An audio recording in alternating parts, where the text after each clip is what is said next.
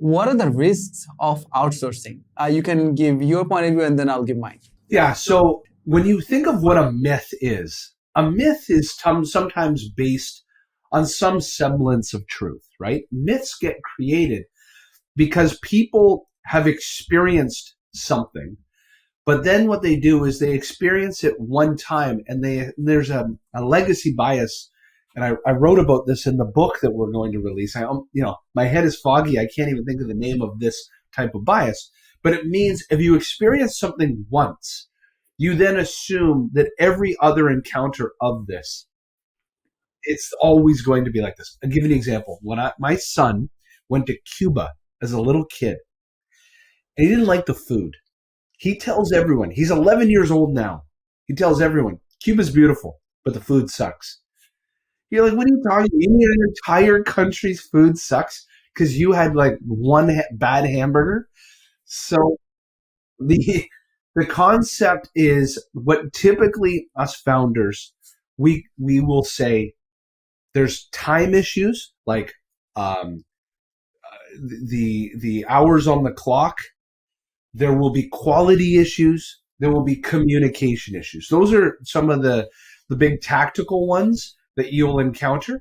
I think there's also bigger risks. The bigger that you play in this game and you start relying on agencies and BPOs, there's a bigger risk, which is there's a pendulum of power that gets transferred. Nazmul knows this, that we once used an agency in India before we used your agency for marketing. And what happens is they control everything from the website to the SEO to the pay, you name it in marketing, they controlled it. Well, eventually there's a power dynamic shift. You want something changed? And they say no, or we'll do it in a week, or we can't find, who has the login to that tool. All of a sudden, it's like you don't control your own destiny. I think that's a bigger problem, like if you're doing it at massive scale, but at the individual level, I think that the risks are actually more nuanced. You're going to have teammates that don't buy into the same vision as you. They don't support the offshore teammates as well. You don't take communication seriously. You don't develop a relationship as you would your onshore teammates. Like in your onshore teammates, I get it. You can go have a beer on Thursday nights. You can't do that offshore. But you're still going to need to build, a communication path to human and human interaction. So I think that the risks, though, obviously, as a guy who's done this in 3 different companies, the risks are overcoming your own mindset and then tactical standard operating procedures. But outside of that, the reward of being able to do things in your business, the pliability, the flexibility financially that you never had before, far outweigh me learning details. Yeah. So we will end with mine. And I will divide the risks of outsourcing. I will personally divide it in 2 groups. One is being a freelancer, what are the risks? And being a company founder or having a company, then what are the risks? So as a freelancer, here are some of the risks that you might go through. Number 1, you might not be able to convince your future wife's parents that you have a steady flow of income. And I never thought of that one. Oh yeah, absolutely. So in our culture, it's like convincing your parents you're in a band. Yeah. So yeah, that's what they think. You're in your basement, just working on a laptop. Obviously, come on, you're not going to an office. You don't have a tie. You don't have whatever $200 or I don't know $300 coming in every single month to your bank account. They think that's security.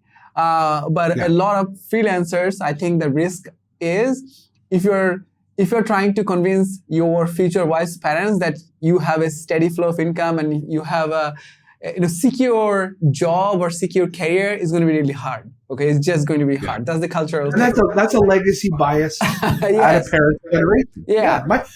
My parents, when I first became entrepreneurs, they're just like, how do you live every day not knowing what you're going to make?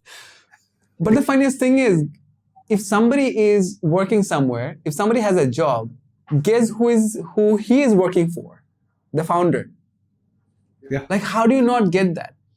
Right. Yeah, Anyway, no, anyway. 100%. Well, I don't want to dive away. Second thing I would say, and I want to mention this. It doesn't matter if you're a freelancer or a company. Very important. Take care of your tax every single week.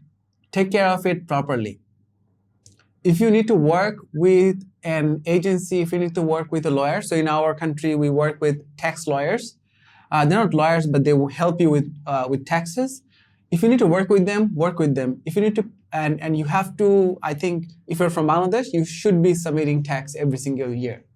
And I'll tell you, I'll give you two real life examples. One of my friends, by the way, before I dive into that, you don't have to pay tax from Bangladesh if you're earning from outside.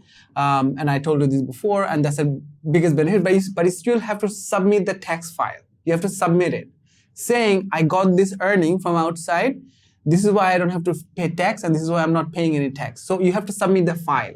If you don't submit the file, there is a huge risk around it.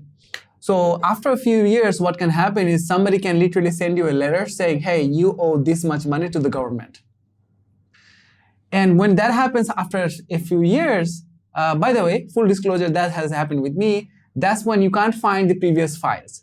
That's when the bank cannot access your old files. All of those things can happen, and then you have to end up paying a lot of taxes. That's one. Two, similar thing can happen with company as well. If you're not giving the actual documents of your communication and whatever other document that you might have, the C form and everything else, you have to submit that every single year. So you have to take an encashment certificate at the end of every financial year, and make sure you do that. Make sure you keep in copy, because after 3 years they might ask for it again, and make sure you submit that. A friend of mine had to pay $6,000 after 3 years or something, even though he shouldn't have paid anything at all. It happened just because he was unable to submit the tax on time. Lastly, I'm going to say it if you are going to be a large company. Lastly, you should not only be worried about taxes that you should be paying against your income. You should also be worrying about taxes that should be implemented, around your employees. So a friend of mine who runs a large company, now they have been charged of tax issues, and the government is saying now you have to pay about $150,000 for just tax. Back tax. Just tax, by the way. And not on the earnings, but on some of the expenses that you have done. Some of the expenses that you are not supposed to have. I don't want to get into details, but all I'm trying to tell you is that this tax issue is huge. You should be taking care of it from day one. If you don't, down the line, if you keep doing this, if you keep working on outsourcing, if you're still a freelancer, or if you have your own company, doesn't matter what, it will come back. It will come back. So I know this is something very serious, and that's why I am trying to explain it this way. But do take care of it as soon as possible and every single year. Well, this is good because I just built the wireframe for a certification course for offshore talent when they start with our customers. It's a course for the offshore talent to maximize their experience with their new offshore employer or their onshore employer. And I'm now going to include something on tax. I didn't have that in there. That's good. Oh, that's fantastic. So if you are interested in outsourcing or offshoring, if you want to hire team members, if you want to get to learn more about how outsourcing works, do go to our website. I'll give the link below and see exactly how I can help you, how we can help you. And if you are a freelancer, if you want to outsource to other companies in Canada or US, do get in touch with us. I'm sure there will be many ways we can work together. And we have some free downloads, free resources that will definitely help you.